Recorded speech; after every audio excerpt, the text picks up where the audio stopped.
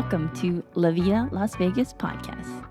We're two physical therapists living the life in Las Vegas. I'm Dr. Erica. And I'm Dr. Joe. We created this podcast for two reasons. First, to connect the healthcare, wellness, and fitness communities in Las Vegas. And second, to highlight all the amazing people we've met along the way. Thank you for listening, and remember to take care of yourself. So welcome to the show. Thank you. If you want to tell us who you are and what you do. My name is Melissa Tavilla, and I am an office manager at Philadelphia College of Osteopathic Medicine, Department of Physical Therapy. Mm-hmm. So what brought you to having that career? What brought me to having that career? Well, I had a long career in the military, and I was soon to be retired, and I was looking for a transition career, civilian side, and education seemed like the direction I wanted to go in, because part of my military career was working with new airmen and their training and their progression, and so I wanted to continue that. And so higher education seemed like the right fit for me. So what did you do in the military, or more specifically? Military, it began active duty. I was a linguist. First, I studied German to be a cryptologic linguist. And then the wall came down, and so they didn't need German linguists. And then I studied Russian, became a Slavic cryptologic linguist. But that didn't last long because the Cold War ended, and Gorbachev turned out to be a real friendly guy. So I separated from the military for a short period and then came back into the Air Force Reserves, and I worked in healthcare for the rest of my career. So I worked in healthcare administration, air medical evacuation, and then I moved on to a medical group in the Air National Guard. So what's involved in healthcare management in the military? Like what kind of things did you do, and what might be different than a civilian versus in the military in terms of administration? Well, it was different between air medical evacuation and working in a clinic because one's contingency and one's not. So my job was in a deployed unit in probably situated at an airfield, and we are a way station for patients that have been stabilized by Army, the Army MASH units that you know. They don't call them MASH units anymore, but that's what most people understand. And the Air Force were basically the travel agents for these patients, wounded, sick, injured. And I was part of that team to arrange transportation for these patients back to a higher level of care. And so my job was really coordinate the medical crews that were going to be flying, ensuring they have the proper paperwork to travel, and to ensure all the patients had their paperwork ready to travel. So that was my role in that unit. But in a clinic, we have to take care of our population on base, ensuring that they have their annual physicals, that they're keeping vaccinated and having health care checks. And so that's an ongoing thing. So part of managing their medical records and following up with them and making sure they're staying healthy and strong, and that their occupational health is a concern. We have people that are in dangerous jobs, and we have to look after that aspect of their health. So I'm involved with that. So how'd you make the transition then from being in the military and then working for schools in the civilian sector? How did I make that transition? Or what brought that on? Like what made you decide, well, I'm going to go work for colleges? Well, I had educational benefits. I was about 43 years old, had never gone to college, and I decided, well, I want to get a college degree. I have all these military education benefits. I want to put them to use. So that's how it started. I thought, well, I'm going to get a degree. And the degree I chose was conflict resolution and legal studies, because I'm very interested in critical thinking skills that lawyers use. That was my rationale. And conflict resolution, I like helping people resolve their disputes. So I pursued that program, and my professor recommended that I continue my education, and that if I was an employee at the university, I could get my education for free. And so that's how that actually started. It's that he recommended me to continue and go on to grad school. And that's how that all started. What did you study in grad school? Organizational leadership.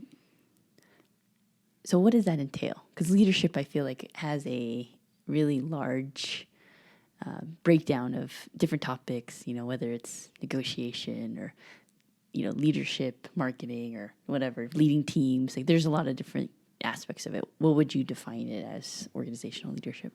I think the big aspect of my program was understanding how different leadership is needed in different situations. So you would agree that a leader on a battlefield is not the same kind of leader that you need in a university setting, right? It draws on different requirements. So the program was really about educating us to understand what type of traits and skills to nurture and grow that are appropriate for the environment.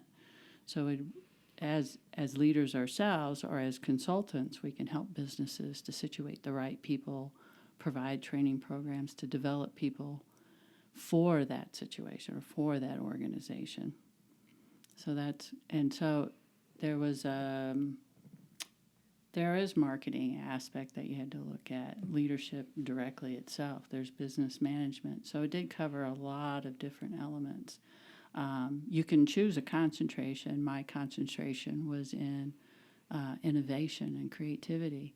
What kind of leadership is required in an organization that is innovative? It's very different from anybody else because the type of people you employ are very creative and they need a different kind of handler, so to speak. And so I was really interested on how do you take care of the creative types and nurture that and keep them on track and keep them going. So that was my concentration. I enjoyed it very much. Did that lead to studying different various personality types and trying to figure out interpersonal dynamics and how to get people to work better with each other? That was definitely a part of the education, but I've been studying personality preference for years just to help me understand people and communicate better with other people, help my relationships. Mm-hmm. So part of how we know each other is that you were working with the physical therapy department at Brenau University, which is where we went to school. So we got to talk to you pretty much on a daily basis, and we got to learn a lot about your conflict resolution skills, and you very quickly became the person that people would come to when they realized that there was some kind of an issue or if they had to bridge the gap between professor and student. But you're definitely very skilled in that area, and you also taught us some of that when we were in school as far as the different personality colors. There's different ways of dividing that up. You said throughout history that they've determined that there's different personality types and they interact differently with each other. I think it'd be beneficial for the audience if you could explain them how those types work and how they interact with each other, just like a brief synopsis of how that would occur. Well, people. There are four major personality preferences that are observable, and no two people are alike. Obviously, we're all very unique, but we tend to have a preference for handling situations, taking in our environment, and what process we use to think. And like you said, it's been throughout history. Ancient Egyptians had recognized the four types, and they had names for the four types. The Greeks had the four types. In modern times, you have Carl Jung, who really was the psychologist that really made it mainstream to recognize that there's these four major personality preferences. And so I made it a study of understanding those types to help me with my conflict resolution. Why do people not understand each other? And it's just because they think so differently. And I found that the more that you understand the other types, the more that you can adapt your communication style, or you can put yourself into their shoes And it really makes a difference. It really makes a difference when you understand that, because you're much more accepting of people's differences instead of feeling like they just, they're just crazy. They're not thinking properly. No, that's how they think. And the sooner you understand that, the sooner you can communicate better. So what are the 4 main personality types, or how are they? Well, the system that I found the easiest to use was taught to me under the 4 lenses is the type. Shipley Communications, the company that rolled that out, and the military actually had me certified to teach that course. And the course was used to teach airmen about diversity and to understand that people have strengths and weaknesses and how to maximize those strengths and weaknesses within, if you supervise these different people. And so I brought that to the civilian setting, and as we were building the physical therapy department, I told my new colleagues about it, and that's how it all got started, because they all wanted me to test them. And so I used the assessments that I learned, and when I educated them about it, they were like, wow, this is really important stuff. We need to teach our students. So the color system, there are a variety of companies that have their own rendition of it. But the colors I find is easy for people to remember. It's easy to communicate. And so the 4 colors are blue, orange, gold, and green. And so those represent the different types. So it's easy to talk about. So what do each of the colors mean? What does that signify? Well, I could probably give you a key word for one, and you'll probably relate to it. Blues, the key word for a blue is relationships. They're very people-oriented. Gold, organization. They're very structured, organized people. Greens are competence. They're all about analytical thinking and data. And there's oranges, which action is their key word. They're all about doing. And you find that certain jobs tend to pick certain personality types, such as people that are first responders typically end up being more orange because Right. they want to get stuff done. Like, let's do some action here. Let's not sit around type. Right, yeah, definitely. I mean, all types go into professions and they all can be successful, but you'll see them move around and take different roles within the organization. So you're talking about first responders. Oranges are very successful in their role because they are action-oriented, but they think very quickly on their feet. They can make snap decisions, and their ability to make good snap decisions is unrivaled. They're just very adept at it. That's a skill that they have that the others don't have a proficiency with.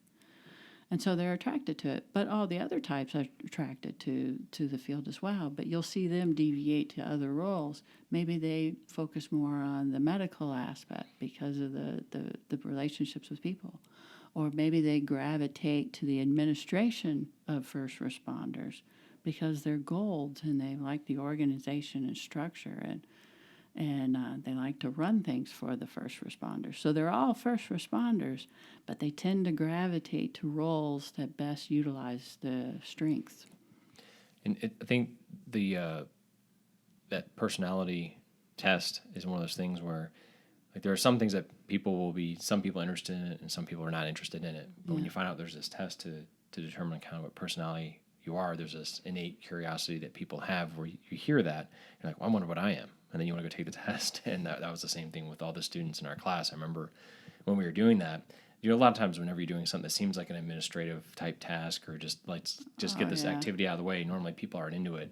But I remember when we were doing that in our school, that people were into it because they really wanted to know, like, well, which one of these am I? And how do I interact with other people? And we got in groups and we learned how to problem solve together, and that was really Absolutely. fun. That's why I have you take the assessment right away. Yeah. I first start talking about it and I can see people's faces going, what? And I'm like, okay, let's take an assessment. And it's like, oh, okay. Yeah, that's my hook. Yeah. Get them to take that assessment. That's a good one. And after you take that and then you spend time talking about those different, like the colors and what they gravitate towards, it makes a lot of sense. And then when you meet people, then you sometimes will think, I bet that person's a green, or I bet they're blue, just depending on like how you see how they carry themselves and how they go about solving problems. Right, and we contain all of them. We contain the traits for all of them. We just have a preference. We just use certain traits more often than others. And so the strongest ones are what's visible to everybody. But like I would say your weakest one is blue. Mm-hmm. Would that be true, Joe? I don't remember your scores. Possibly. Mm-hmm. Doesn't mean you don't have them. Mm-hmm. That you do form human relationships. It's obvious right next to you. Mm-hmm.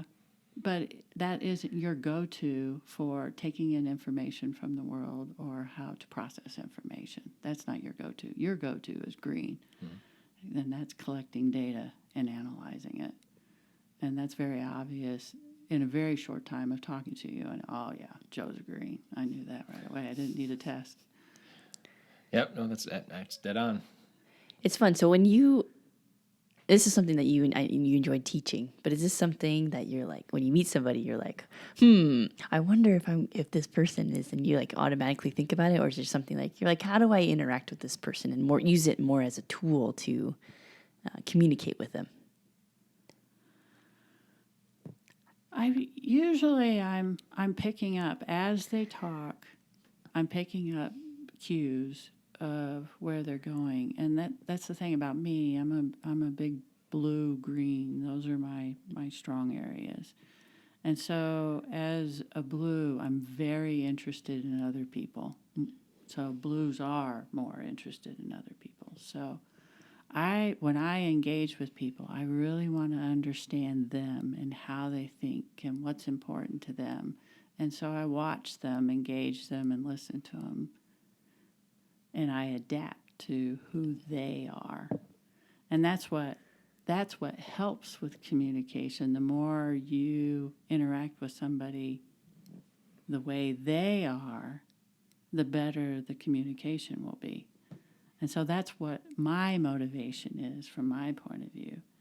But for Joe, what would be your motivation for interacting with people and thinking about the color? Maybe if they're going to give me food or something, I would probably be more interested in what they had to say.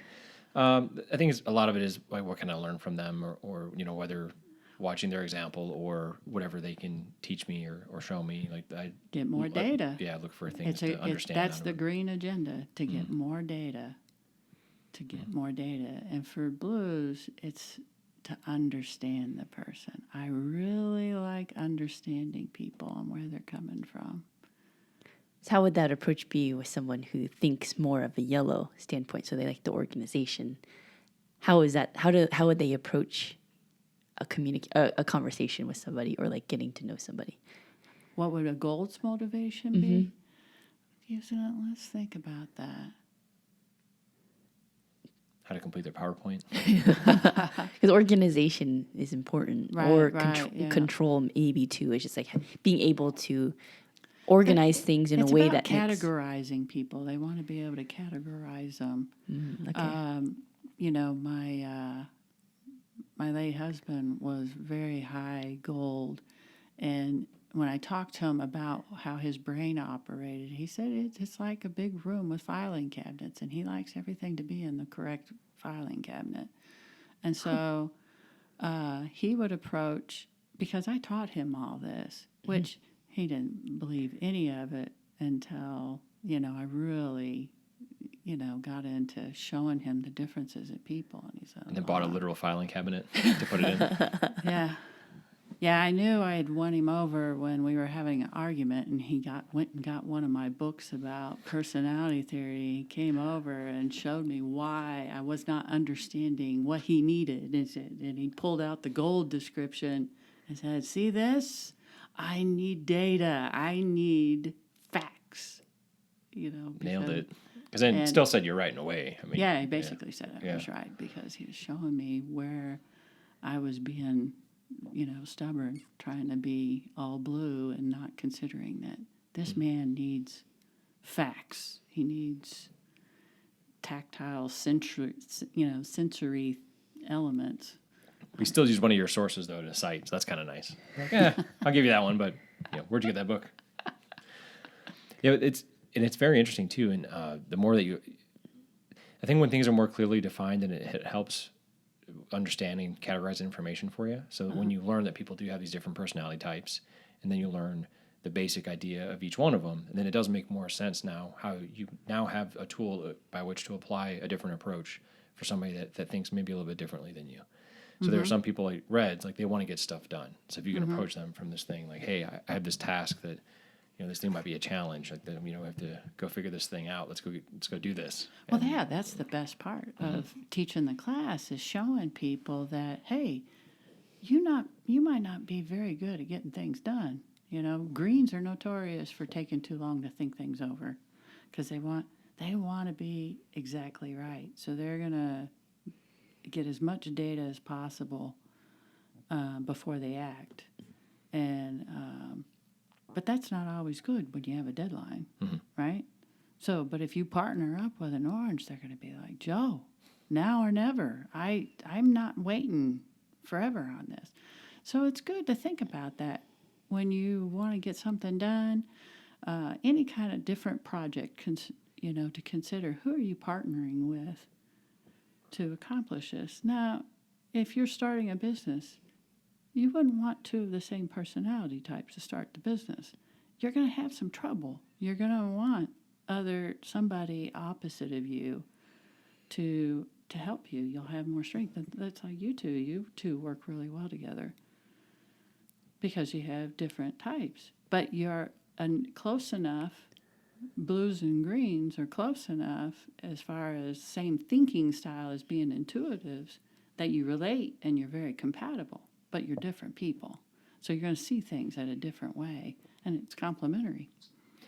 It's interesting, too. Do you find that after you've learned this that you've gone back in your life and thought of different things you've done or said or why you made certain decisions? You're like, man, I really feel like I did do that because of my personality type. Oh, yeah, absolutely. I find that it's helpful with mentoring because I'll meet a young person, a younger blue, and I'm like, oh, I know what you're doing.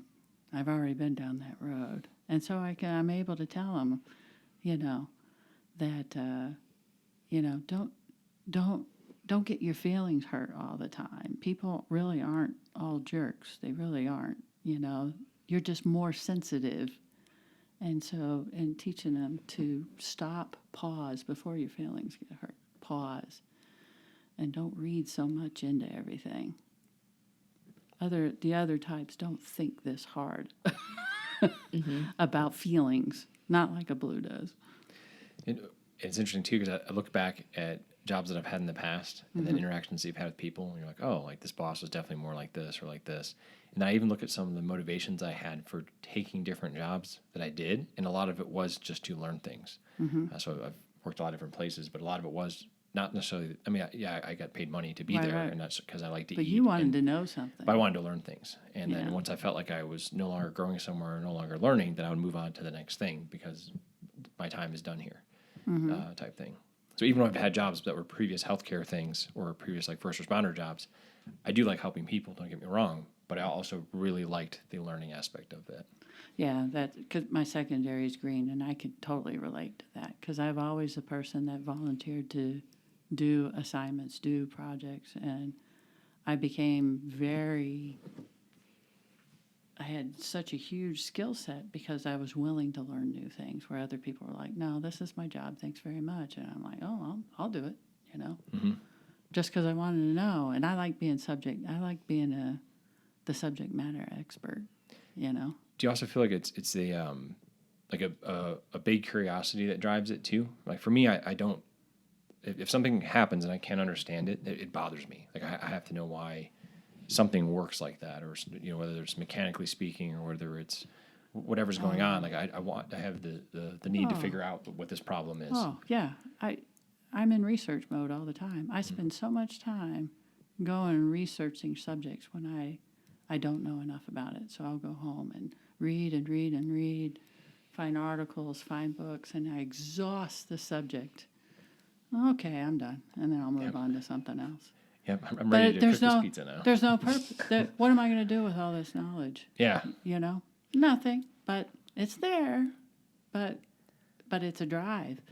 I've decided the best term for me is I'm a curator. Like a curator for a museum selects the best pieces to represent a genre or a theme or whatever. And I feel like that's my job with information is I'm going to read all this information about this subject. I'm going to pick out the best pieces. And that's what I'm going to share with other people that don't have time to do all the research that I do. And I think that's my calling, is to be a curator of knowledge. I appreciate that because there's a lot of knowledge out there, and we tend to do this for the people that we look up to in the physical therapy world and the medical and just overall fitness. It's like, all right, who are those people that are curating that information and then filtering all that information so they can explain it in a way that's best practices or the best information that you have at this point. And it helps us streamline, all right, what are the more relevant articles that we can actually look at and say like, all right, this is actually good stuff versus like, all right, there's like 1,000 articles. Let's not read 1,000 of them to try to filter through all of it. Who's the best person to talk to on this one? Yeah. Exactly. Yeah. So it's like, it's always helpful to have that type of person to figure out that information for. Like, all right, what kind of question do we have about this particular subject? Let's ask this person. Yes. And what's interesting about what you just said too is that there are, like, so if someone's writing a book on something and they research it, Jordan Peterson had this example the other day. He was on someone's podcast and he was saying that one of the best books he ever read, I'm probably going to misquote this, but it was by a neuroscientist, I think, that he wrote, a book that's like 300-400 pages, something like that. But it took the guy something like 30 years to write, and it was like over 1,000 cited articles or something like that. He read them all, understood them, synthesized all this data and wrote a book out of it. And then you can read this book, that a textbook basically that somebody put together for you, and get the knowledge that took that person their life's work to put together. Isn't that beautiful? Oh, it's amazing. I think that's really amazing. What amazing gift to give to the public. Because nobody has 30 years to spend on a single topic. So thank you, sir, for doing that for us. Huh? So as an example, what if you were to talk about that person, what kind of color would that person be for dedicated? Definitely green. Oh, yeah, Okay. absolutely.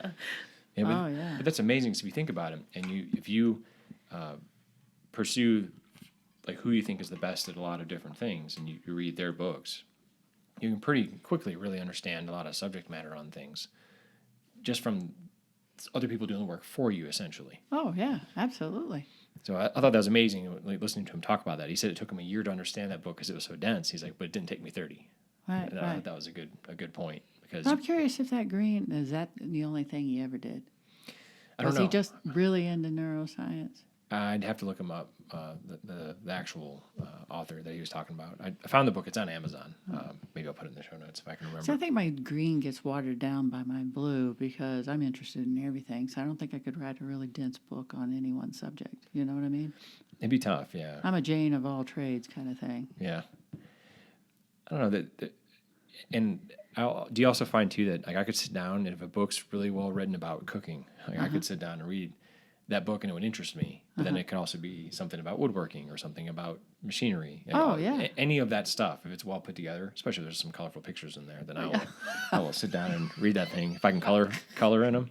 But that, it's just strange. It's like if the information is presented really well, then it definitely would be all about it. Oh, yeah. Yeah, it's like me in the popular mechanics aisle at a used bookstore. Like, look at all this, Yeah.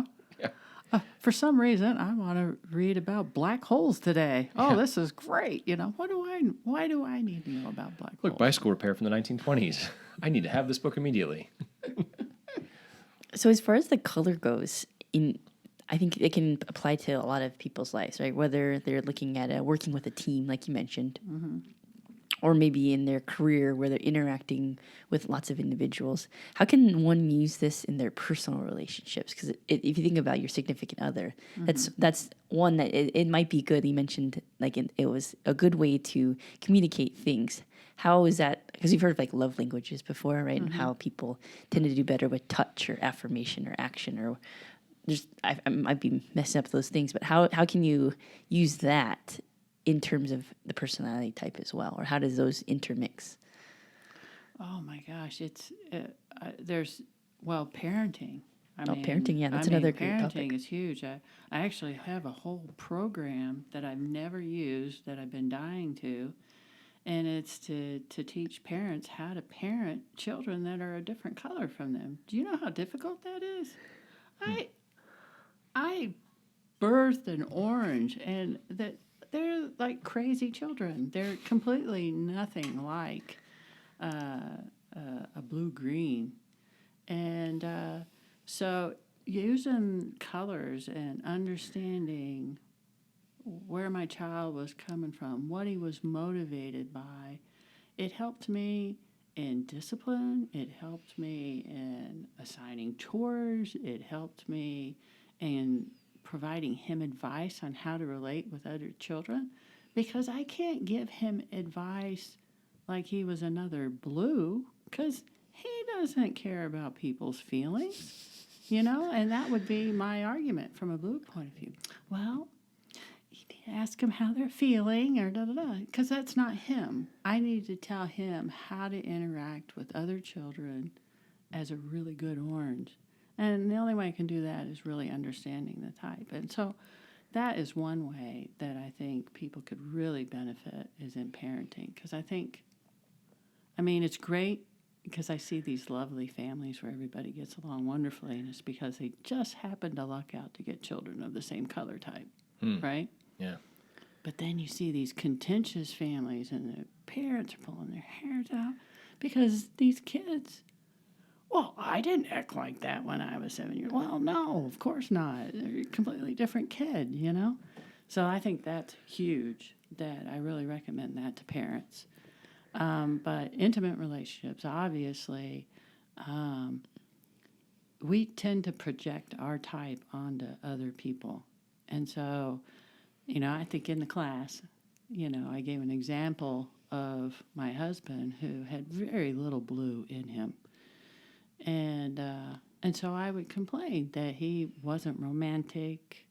He didn't show me enough affection. And as a blue, I need a lot of that reassurance of love and caring and stuff. Well, he can't fake it. No matter how hard he tries, he can't fake being romantic and loving and nurturing. It's not in him.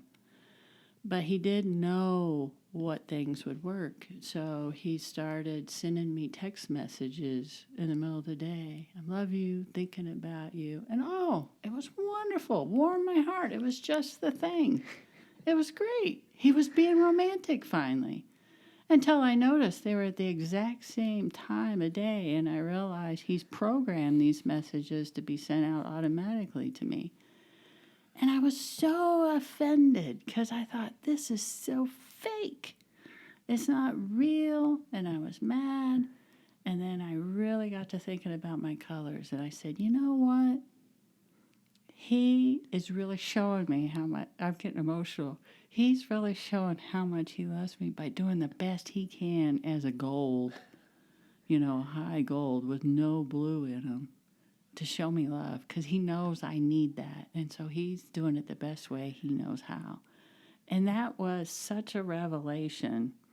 And if it wasn't for colors, I probably wouldn't have appreciated it to this day. But that was something else. That was really eye-opening to me, that I could accept him in the way he was. And it still took effort, too, to do that. It still took effort, and it took thought. What will make Melissa feel loved?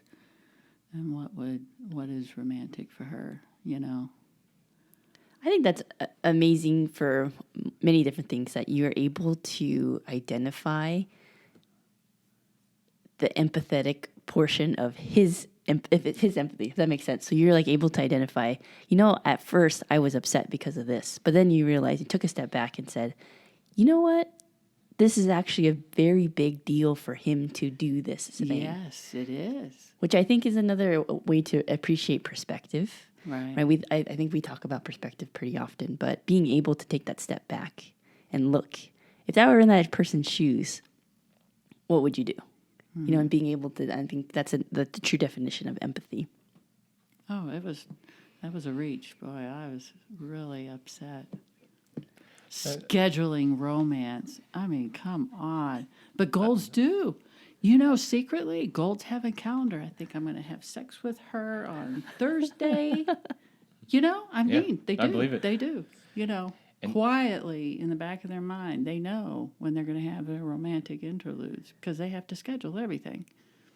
And what's funny, too, is even when you talk about people scheduling, then for me, like trying to use that schedule has been one of the most difficult things I've ever done. Like trying to put, like, I will eat lunch at this time, that is one of the hardest things ever, to be able to do that. Yeah, Greens are notorious for not having a good sense of time. Is that true? Do you have a good feel for what 20 minutes is? If I'm paying attention to it, yes, but things can easily grab my attention away. So if I'm reading something, I could read for 4 hours and think it was 40 minutes. Mm-hmm. But then, you know, the same thing too with like eating a meal. You know, I could eat in 5 minutes or I could eat in 30. I don't know. Talking about how different TV shows, you could watch the show and then almost guess some of the people's personality types if they're doing their job correctly or well enough. So there are some shows, even if they're cartoons, you can watch the cartoon and think, oh, like that person's definitely, I just recalled Rick and Morty, that's hilarious. And then like the grandfather's like definitely agreeing because he's like an inventor but doesn't care about anyone else. So the show's awesome. Yeah, so think about like Friends. Mm-hmm. You know, did you watch Friends already? Oh yeah. I mean, figure out their color types. Mm-hmm. I mean, pretty good. What was Monica? Yellow. Yes, definitely. She was really about structure and everything happening a certain way and the way everybody was supposed to be. Joey? Probably red.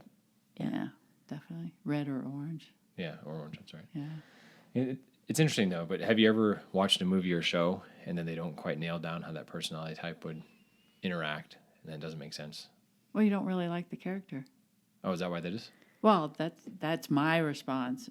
I don't usually sit there and think, oh, I can't nail down their character. They're like, that character's not a good character.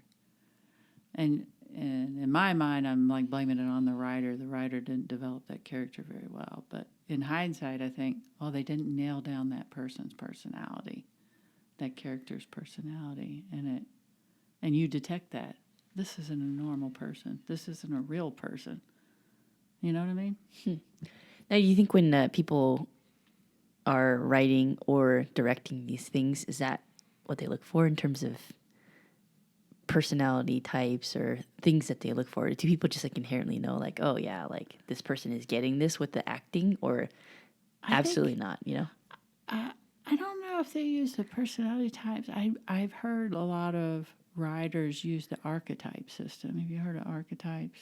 I've heard in general, like, so I guess everybody has their iteration of it. There's the sage, there's the archer, there's all these different archetypes that throughout history and throughout literature since the beginning, these same themes keep popping up. And I think that's used quite a bit.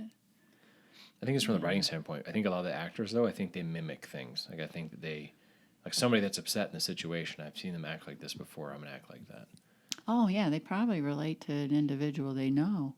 Mm-hmm. Like, oh, this character sounds like Bob, and, Bob would do it this way. Yeah, I think that a lot of that is just kind of like pretending to, like when kids mimic their parents, I feel like it's a similar thing. Yeah. Oh, I'm sure.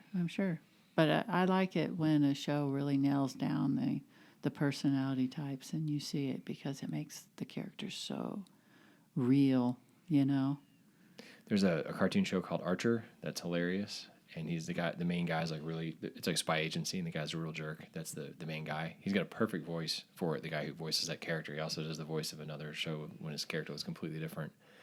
But they did a very good job a couple seasons in of developing the characters in that show and how they interact, almost to the point that them all interacting together became the show, in my opinion. Like it was they did that good of a job. So you watched the first season when people have almost no personality, and then by season 2 and 3 and beyond, like watching them interact is the funniest part of the show, and how they treat each other. It just becomes the best thing. So it'd be like Friends starting when there's maybe one main character that everyone else is kind of semi-bland, and then after the season 1 or 2, they really flesh them out. Just like it is in real life, when you actually get to know people, and they let their guard down, and they show you their real selves. And one thing they've been starting to write into shows that I think is very impressive to me is like the little banter and taking jabs at each other and almost making fun of each other, but it's in a way that you can tell those characters are really close. Like they point out, oh, you're just doing that because you're mad I drank your drink the other day, or that you did this thing. Like when you hear lines like that in shows, that really impresses me with how good some of the writing is when they'll like refer to previous events that you didn't see, but then they're like, oh, you're mad because I stole this from you earlier. That's just impressive to me that people can even think like that. But if you were to close your eyes and listen, it would sound like your friends arguing with each other. Yeah, that's really well written. I enjoy that too. You talked about like personality types, and through the beginning of like birth, and there's like nurture versus nature. Like, how do you think that develops over time in the color scheme? Like, how does that? You born at this type of color, and then this develops into a certain thing, or like, can you change any of these color archetypes, if you will? I think you're born with a certain template that this is the way this person's leaning. I think that the groundwork's laid, but I think it's the environment that actually encourages some traits over other traits. You can actually color type countries because whole cultures will favor certain behaviors over others, and you have social, influence that keeps you from being your true self. You might naturally, be a very expressive person, but if your culture doesn't encourage that, you refrain from doing that. So that slowly molds you. You can't get away from that. But that's really fun to look at, to see, okay, I'm a blue-green. What countries would I be most at home in? And you can look that up. You can find that out on the internet, people's theories of what cultures favor different types. And, but yeah, I think you have a template, and then your parents are your first culture, and they're gonna punish you for behavior they don't like, even if it is your natural self. And that's you can't be helped by that shaping. And then you go off to school. Did you go to public school? Did you go to a private Catholic school? I mean, all those institutions, they shape you and form you to what they think is acceptable behavior. And there she wrote.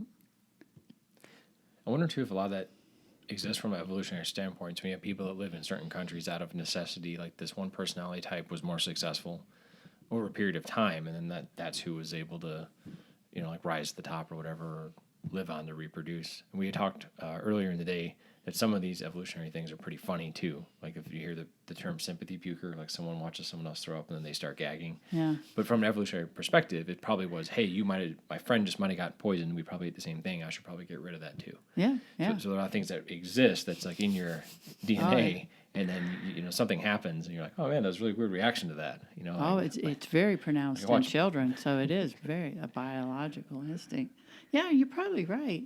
If you think about it, what certain temperaments probably are more durable to harsher climates. Mm-hmm. So you think about really difficult climates to live in, on the equator or in the Arctic Circle. You would think it would need a certain type of person to survive and thrive in those environments. So, yeah. Like, probably couldn't spend too much time making a spreadsheet when you're trying to get food. So what's something interesting that you've been reading lately? What have I been reading lately? I just finished a book about, it's called Careergasm, and it's all about finding your dream career and following your clues. Most people just go into jobs for practicalities or for all the wrong reasons to make other people happy. And this book is about how to explore yourself and your thoughts and find the right career. I spend a lot of time mentoring young people, and I like having that information handy, little pearls of wisdom. So I read the book and I dog ear the pages that said something good, and then I go back and take pictures of those pages so I can have those words of wisdom handy. What would be that? I was curating that book. I gotcha. I like that. So what is the top 3 things that you would advise someone on how to find if they're stuck in the career or at a job that they don't like? How does one figure out what that career is for them? Oh, man. Can I get my phone out? Another podcast? That's another podcast, yeah. I'm not thinking about that right now. I've heard people talk about that before, and they said that when you're trying to change careers, especially as you get older, it gets more difficult because you have all these other commitments, both financially, your kids or whatever. So your time, becomes so time poor, it becomes much harder to do it. But what it does is it has to motivate people to you have to work like that is very, very important to you. Like the other thing that you're doing has to become almost more important than everything else. Like if you're building a company on the side. Oh, yeah. Or something like that. Like that well, has to be. I was just what you reading put all your about, effort into. gosh, I wish I was better at name dropping. I was just reading about a man, highly successful business owner, top of his game. The business was thriving. And he up and decided to leave and start a nonprofit. And take all this. He was able to make a very successful profit-driven company, and he took those principles and brought it to the nonprofit arena because that's what really, fed his soul, was to help people that couldn't do things on their own. And I wish I had more information than that, but he did it. He walked away from millions, but he wasn't happy. I mean, success is different from everyone, and I think you need to know what you think success is. Some it is wealth and achievement, and others is just stability, and others it's freedom to do whatever you want, right? Yeah, I've seen some people that have the ability that they can work a job they hate or that they don't care about because it allows them to do things on their free time that they want to do. And their idea is, my job is just a job, and then when I punch out. I wish I was like that. Yeah, I'm definitely not like that either. Like for me, that would annoy me to no end. No, I have to enjoy what I'm doing. It would. Yeah, it'd be like pushing on the pull door. To me, it's like no, I couldn't do that. It is amazing. I am envious of that.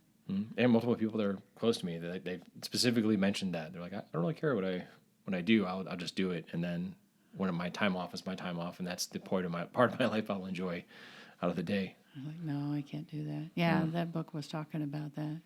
People that want these, stable jobs, good pension builder and everything else. And I'm like, no, if I'm going to spend that much time in my life doing something, I want to be passionate about it. Don't you? Oh, yeah. That's living. That's living. Oh, I'd die. So what's something that you commonly see in your life or maybe in your work that you wish more people knew?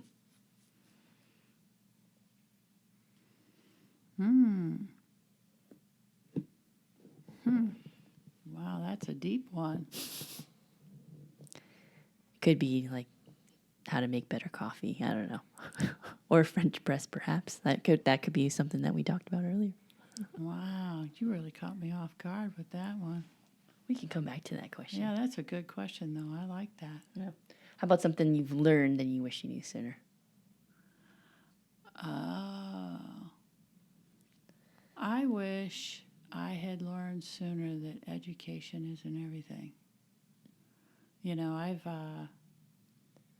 I have failed to act when I needed to act because I spend much time researching and preparing and gathering information because I'm afraid to act until I have all the answers. Because I don't want to act and not have all the answers and be completely prepared. And so what that has done is set me back years by not just acting and then figuring. I mean, you can know some stuff, but you need to just move and figure it out as you go. And so that was something I wish I had learned sooner, that you need to act. Just do it. Nike, yeah. You just have to do it. I remember somebody giving business advice, and they said a similar thing. They said, if you're waiting for the perfect time to start your business or your gym or whatever you're doing, it'll never happen. Like, just do it and then put out fires as you go. It's the same with parenting. That's the advice you get about having babies. Oh, I don't want to start having children until we have the house or we're making this much money. And it's like, no, then you'll be 40 when you have your first kid. Mm-hmm. Just do it. Yep. So don't tell them that. Oh. So what's something you've been working on professionally, personally, physically, or mentally that you're excited about? Real estate investment, of all things. My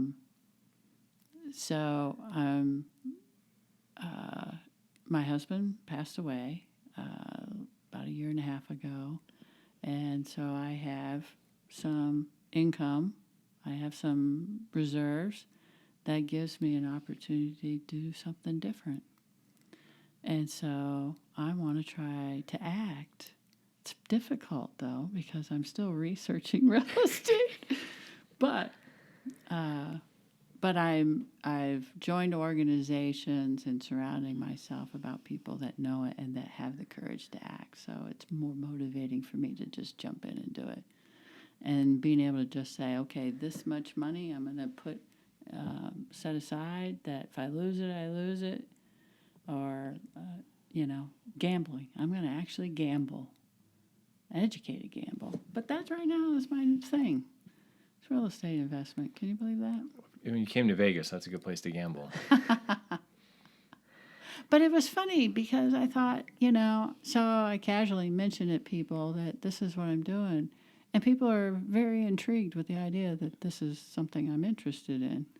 And so I tell them stuff of what I've learned, and they're like, wow, well, if if I could jump in on it with you. So I'm able to get other people to commit their money to me because they trust me to make the decisions, which is kind of flattering in a way, that people are willing to give me their money and I'll go make real estate investments for them. So, but in the industry, it's called other people's money, OTP. That's the way to go. OTP. Mm-hmm. Yeah, me. Mm-hmm. Other people's money, but yeah, so that's pretty cool. But I actually talked to my hairdresser, right, about it. Yeah. And my hairdresser is an immigrant from Hong Kong, and I talked to her about it, and she goes, "Oh yeah, that's the way to go." In my country, the only business you get into is cars and houses, and real estate.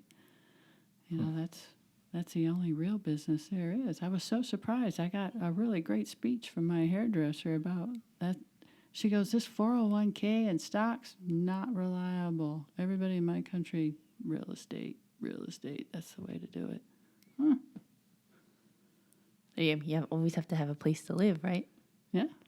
Everybody has to have a place to live. Yeah.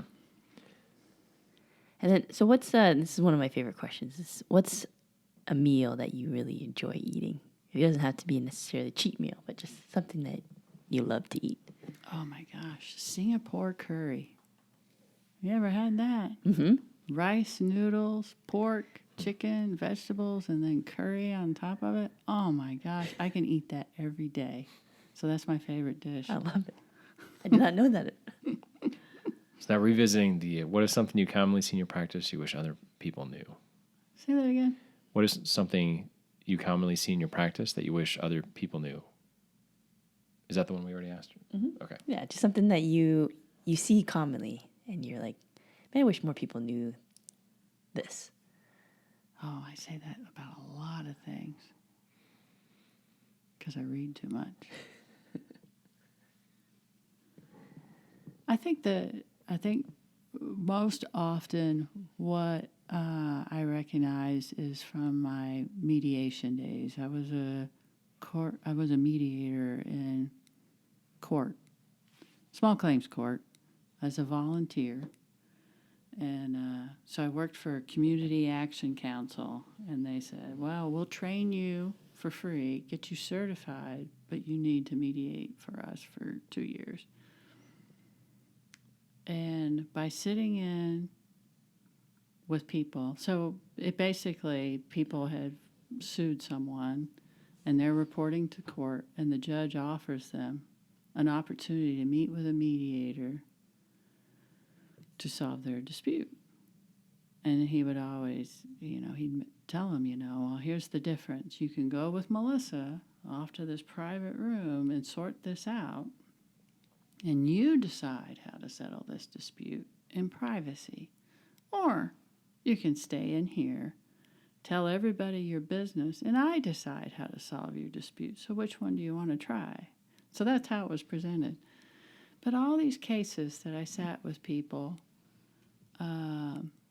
and their disputes, it was really about hurt feelings and people feeling not heard. It wasn't about money.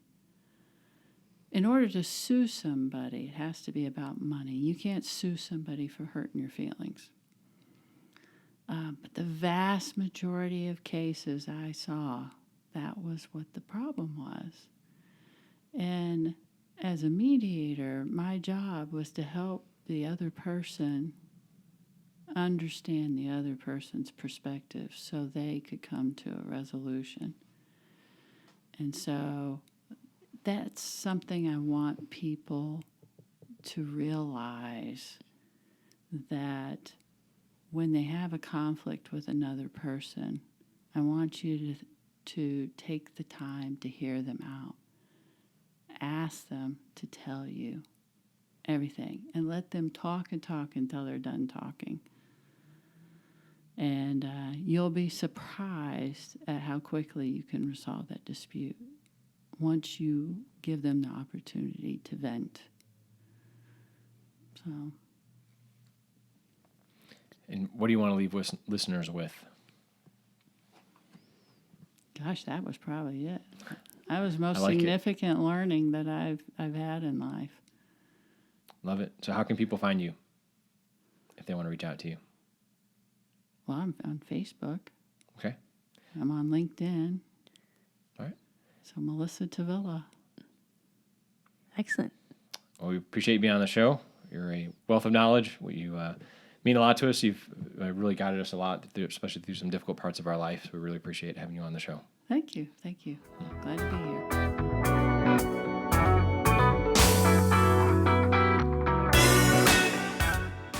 We'd like to thank you for listening to La Vida Las Vegas podcast. We hope you enjoyed the time with our guests as much as we did. It would help us out so much if you could share, subscribe, or review our podcast, or any combination of the three. Thanks again, and remember to take care of yourself.